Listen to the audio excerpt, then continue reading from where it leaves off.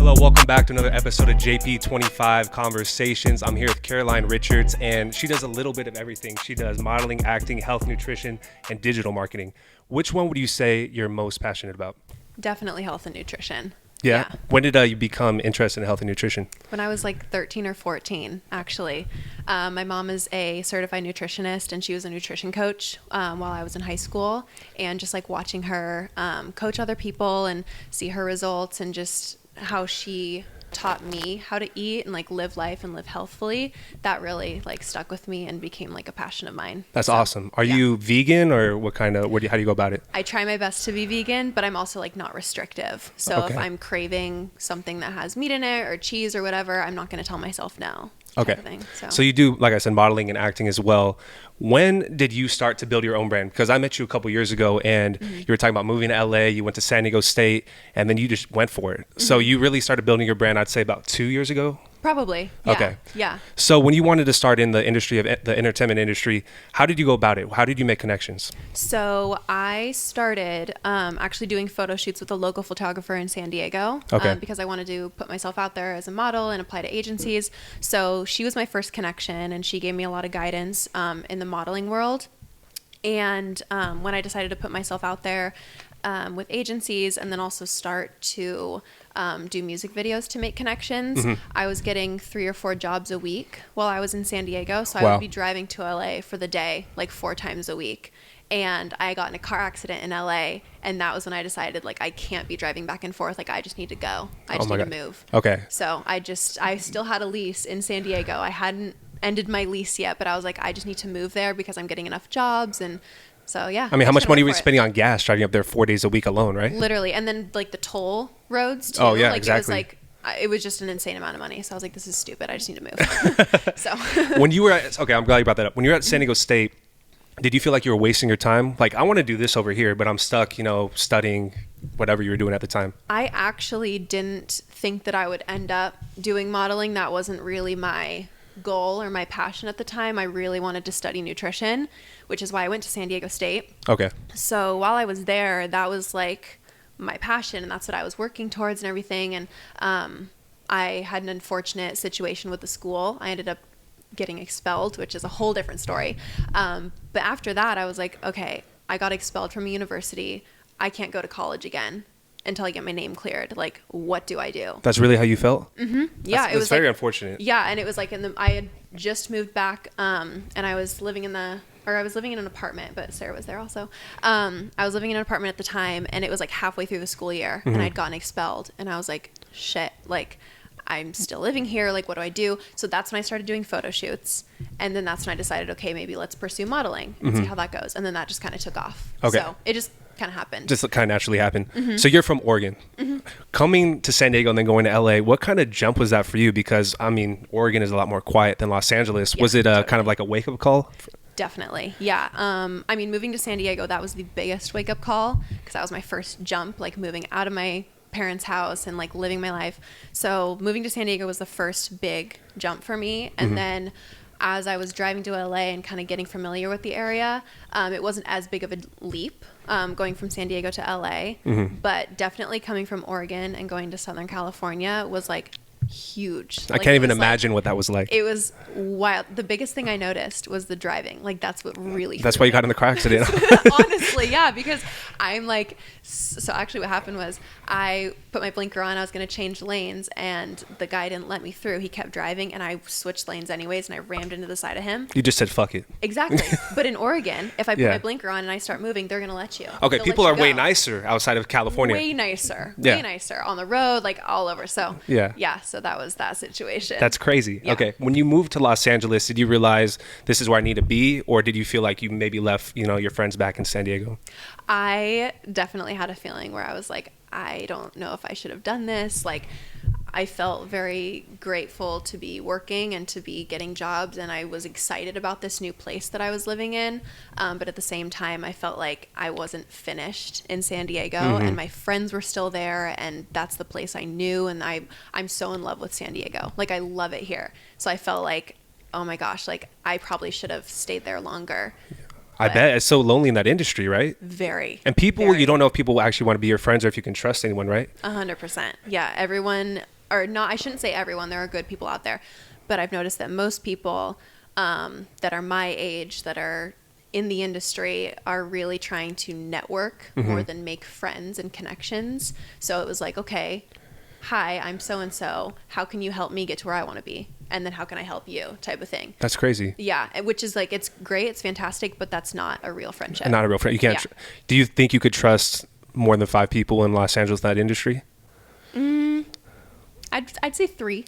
Okay. I have a couple people that I've made actually like real connections with that I still stay in contact with, and I feel like they're really good people. Like I have a good feeling about them. But the majority of the people that I've met, They're just business connections. Exactly. I keep them at a distance. I'm like, you're not my friend. We're just helping each other out. That's smart. So. Do you think if you had to give advice to somebody, you would say you need to move to Los Angeles, or is it possible to do modeling or acting from like San Diego or another city? I don't know. I think before COVID, I would have told somebody like, yes, you need to move to Los Angeles. That's where everything is. You need to be able to go to auditions, all that kind of thing. But after COVID, now that everything's like virtual, I've noticed you really don't need to be in Los Angeles to pursue that career and pursue that industry. And a lot of people that I know that are living in Los Angeles trying to pursue that are moving elsewhere because they can. Yep. And it's so expensive to live there. It's a crazy city. It's like, why would you live there if you don't actually have to? Exactly. So expensive to live there. So expensive. Yeah, it's insane. So I don't think you'd have to live there nowadays. Okay. What was your parents' reaction to you picking up and moving from San Diego to Los Angeles? I'm very lucky. I have the most supportive parents in the world. Like anything I want to do, they're like, great, you do it. Like, we'll be here to support you. Blah, That's blah, blah. awesome. So they were excited for me. But they also later on, after I'd been living in LA for a while, they admitted to me that they were terrified. Wow. When I told them I wanted to move to Los Angeles because I was moving by myself, living in a studio apartment in downtown LA. That's crazy. All by myself. And I was 20 years old. So they told me like we were terrified. We were really scared. How did that make you feel when your parents said that? It made me sad. I don't want to ever put them in that situation where they're scared for me or where they feel like I'm in danger of any sort. I don't want to ever put them in that situation, but I am so grateful that they didn't say anything to me at first and they just let me do it. They just let me try it. And they always made sure that I knew that they were just a phone call away. And they're always supportive of you. Always. That is awesome. So you started in modeling first and then you got into acting? Yeah. So it started with me trying to pursue fashion modeling and really getting into like agencies, and I was trying, no luck, and so I started doing music videos to just like make connections and to do something on camera and build my resume.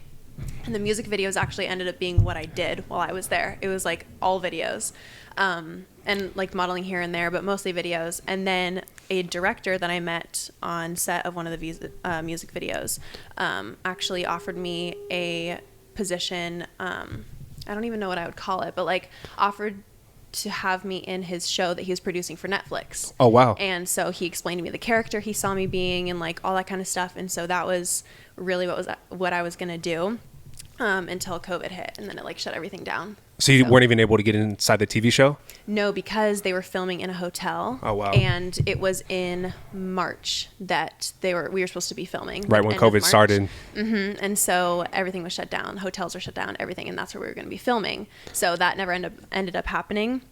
But we're still in contact. He still wants me to be in the show. So hopefully someday that happens, but we'll see. Do you know what the name of the TV show is? There's no name, but like I know the gist of it, like what it'll be about. Okay, so. when it happens, we got to shout everybody out. So absolutely. When you got into music videos, how do you get into a music video? Because I'm a big music video fan. My friends think I'm crazy, but I watch every music video. Awesome, they're awesome, yeah. So how do you get into a music video? So I actually looked up online like how to be in a music video because my friend Caitlin and I, when I was living in San Diego, we were sitting in her room one night just like watching music videos, talking, whatever, and we weren't really like watching.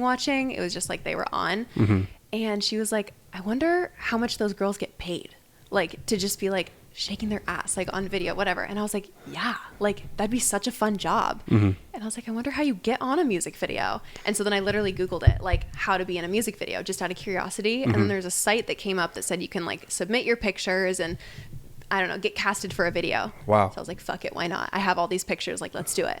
So I did it. And then a couple weeks later I got casted for a music video, made connections, and then I got casted for other ones based on those connections that I made, and it just kind of took off. Took off from there. What was the first music video that you were ever in? It was with Smino, and it was for his song Trina. And I was an extra. You literally don't see me at all in the video, but that's where I made most of my connections. Do you get paid the same if you're an extra in a music video or if you're the main person? It's different. Mm-hmm. Okay. Yeah, so everyone gets paid different. When I found out your music videos, you were in the What's Poppin' music video by Jack Harlow, which is one of my favorite songs ever, by the way. And how was that experience of being on that song? Did you realize it was a great song immediately? So I actually didn't know who Jack Harlow was at first. And I knew that I was being casted for a Jack Harlow video. And I was like, who is this guy? Like, I don't know who this is. And the video was to be shot from 6 p.m. to 3 a.m. That was the time. And I am not a late night person. Like, that would be a push for me. And so that afternoon, I was like, you know what? I really don't want to do this. Like, I really just want to sleep tonight. And so I texted my casting director. I was like, hey, I'm not going to make it tonight. Like, it's just, I don't feel very well. I want to sleep, blah, blah, blah. And he was like, Caroline, you have to come. Like, so I guess they had shown Jack like pictures of the models, and he had hand selected who he wanted to be in the video. So the casting director was like, he chose you to be in this video. You have to come. You don't have a choice. You're one of the main people in the video. Right. And I didn't know that was going to happen. And I had no idea at the time, like, that was the situation. So I was like, oh, fine. Like, I'll do it. So I go, and again, didn't know who he was. Jack Harlow was a very down to earth guy, like very sweet. And yeah, no, it was a lot of fun, but I had no idea that was going to blow up the way that it did. Really? Yeah. No, I had no idea. That's insane. So yeah. What other musicians have you worked with besides Jack Harlow that are notable? I worked with DaBaby, Blueface, Tory Lanez, Snoop Dogg.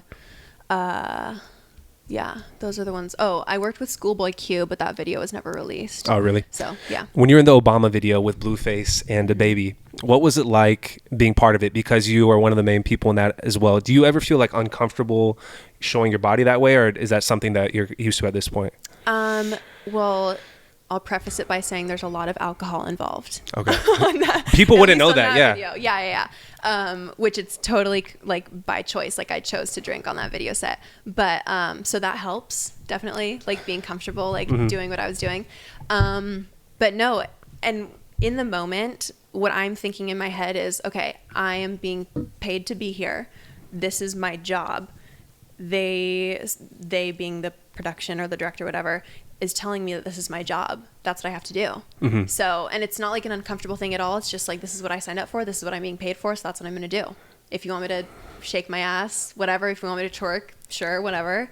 And I always say no if I'm uncomfortable with it. Like, I don't do things I'm not comfortable with. But in my mind, it's like, okay, this is a job. It's a job at that point. Exactly. So yeah. When they ask you to do it, obviously you did a great job. Is he somebody that you would work with again? Blueface, like, she did good, like we'll have her number, or is it just, does it not matter at that point? It just kind of depends. I ended up working with Blueface again after that video. When he was working with Snoop Dogg, I was in their video together, so I had worked with him again. And then I actually ended up working with DaBaby again when he was working with Tory Lanez.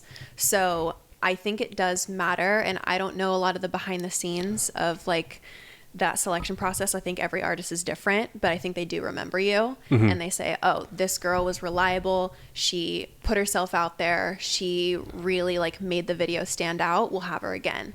Versus if I were to just be like sitting in the corner, not willing to do anything, not really making myself known, it'd be like, okay, like we don't know anything about her type of thing. So yeah, I feel like I see the same girls kind of like in the music videos all the time. Do you have any ambition in like making a music video, or do you just want to still just be in the music video? Not necessarily. Music videos are not a passion of mine at all. Okay. Yeah. They were just like a fun thing to do and a way to pay rent. So what about modeling? Is modeling something you want to do long term? Yeah, I would do modeling long term.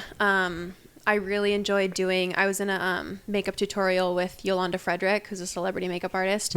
And I was literally just sitting there getting my makeup done on camera and like talking with her. And I would do stuff like that again, like tutorials and like beauty stuff. I would love to do that. Those blow up more than anything, right? Makeup tutorials on YouTube. Do you have a YouTube channel as well? I don't. Well, I do, but I don't post on it. I thought you had one. I did. And I had every intention of making a video. I just never did it. Okay. So I have one, but there's no content. All right. So social media wise, when I first met you, you had a few thousand followers maybe. Mm-hmm. Now you have about 50,000. Mm-hmm. What was that like, getting a ton of followers? Like, almost, was it overnight kind of thing, or did it happen just kind of over time? Yeah, it happened over the course of a couple months, which was still really fast.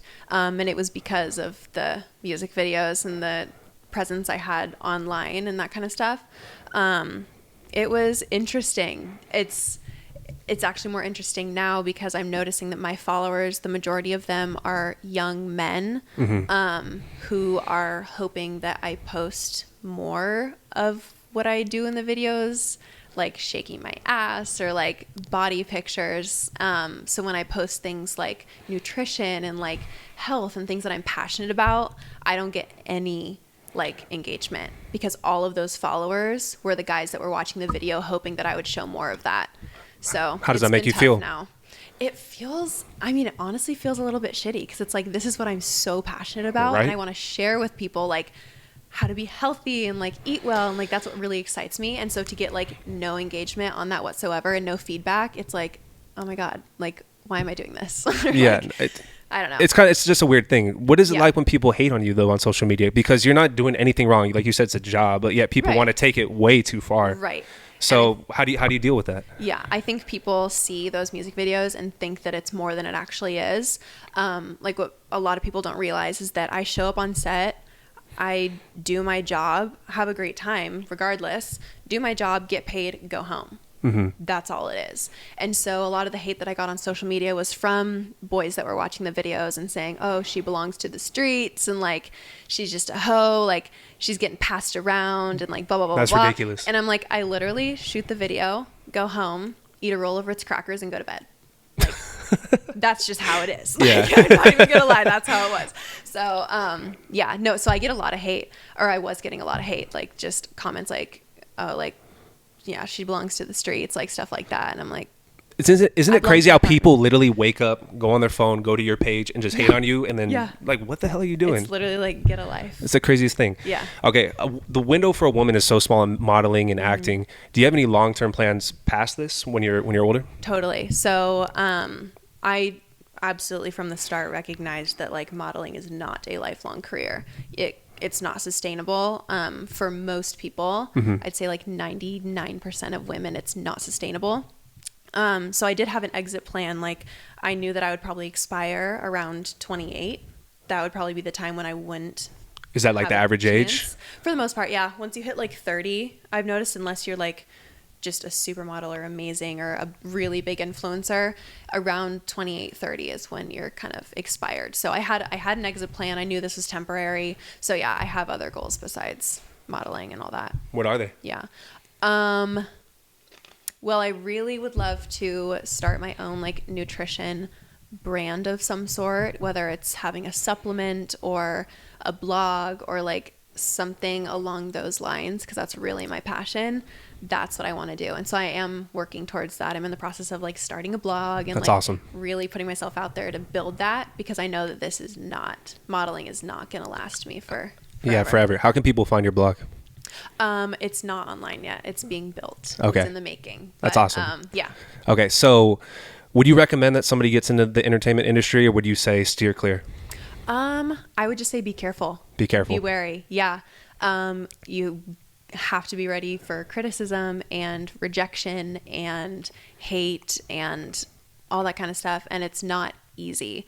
Like you really have to put yourself out there first of all, and then make as many connections as you can and network and keep those connections. And yeah, it's a hustle. It's difficult. Yeah. It's difficult. You have to stay about it. Yeah, exactly. It's a hustle. Yep. So be prepared for that. It's not easy, but absolutely do it if that's you can do it, you're passionate right? about. Yeah. If you could go back in time and go to your journey, would there be anything that you would change? Or are you happy the way you went about everything?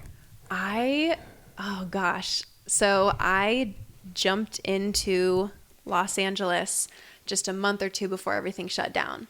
So if I could go back, I would wait out my lease in San Diego, spend time with my friends, like not take any of those moments for granted, and then slowly make my way up to Los Angeles. I don't think I would have jumped right into it if I could go back. Did you feel like an urgency though to jump into it because you felt this person that you were connected to needed you to come right now? Exactly. Yeah. And it was like I was getting all these jobs and I was driving for the day, and it was just like, I need to be up here. Like if I'm going to succeed, I need to be up here right now. So that's what I did. I moved within like a month. I found an apartment, moved to Los Angeles. Was it hard to afford rent in downtown Los Angeles just by modeling and acting? I can't even imagine what that was like. Yeah. I did not have a lot of extra money. That's for sure. Yeah. And I ended up getting a second job as a hostess at a restaurant just to like make ends meet. Yeah, exactly. All right. I'm done with all my questions. Do you have any stories that you want to tell or anything?